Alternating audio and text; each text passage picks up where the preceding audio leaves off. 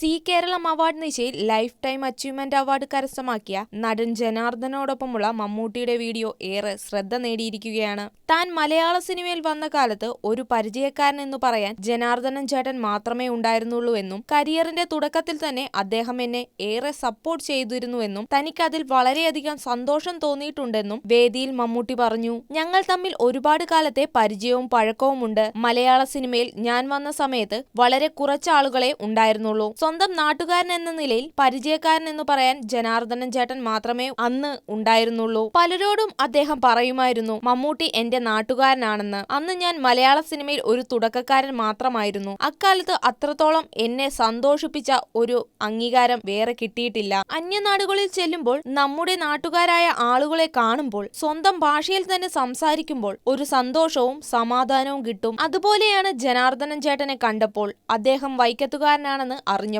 ഞാൻ സ്വന്തം നാട്ടുകാരനാണെന്ന് മറ്റുള്ളവരോട് പറയുന്നത് കേട്ടപ്പോൾ വളരെയധികം ആത്മധൈര്യം തോന്നിയിരുന്നു. ഒരുപാട് കാലമായി മലയാള സിനിമയിൽ അഭിനയിക്കുന്ന ഒരു വ്യക്തിയാണ് ചേട്ടൻ. എന്നിട്ടും എന്തുകൊണ്ടാണ് ഇദ്ദേഹത്തിന് അർഹിക്കുന്ന അംഗീകാരം ലഭിക്കാത്തത് എന്ന് ഞാൻ ചിന്തിച്ചിട്ടുണ്ട്. അദ്ദേഹത്തിന്റെ കാലഘട്ടത്തിൽ ജീവിച്ചിരുന്ന പല ആൾക്കാരും ഇപ്പോൾ ഇല്ല.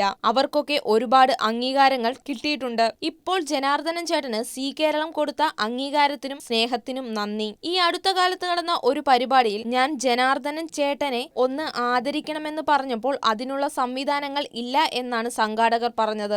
എന്നാൽ ഇത് എന്നെ ഏറെ സന്തോഷിപ്പിക്കുന്ന ഒന്നാണ്. ജനാർദ്ദനന് സ്നേഹചുംബനം നൽകിയതിനു ശേഷമാണ് മമ്മൂട്ടി പ്രസംഗം അവസാനിപ്പിച്ചത്. മമ്മൂട്ടിയുടെ പിതാവായിട്ടുള്ള പരിചയത്തെക്കുറിച്ചാണ് മറുപടി പ്രസംഗത്തിൽ ജനാർദ്ദനൻ ആദ്യം സംസാരിച്ചത്. കോട്ടയത്ത് ഷൂട്ടിംഗ് നടക്കുന്ന സമയത്ത് ചെമ്പിലെ ഒരു നല്ല ചായക്കടയിൽ വെച്ച് സുമുഖനായ ഒരാളെ പരിചയപ്പെട്ടു. പിന്നീട് നല്ല സൗഹൃദത്തിലുമായിരുന്നു ഞങ്ങൾ. തന്റെ പിതാവിനെ കുറിച്ച് ജനാർദ്ദനൻ സംസാരിക്കുമ്പോൾ കണ്ണുകൾ നിറയുന്ന മമ്മൂട്ടിയെയും ഈ വീഡിയോയിൽ കാണാൻ കഴിയുന്നു.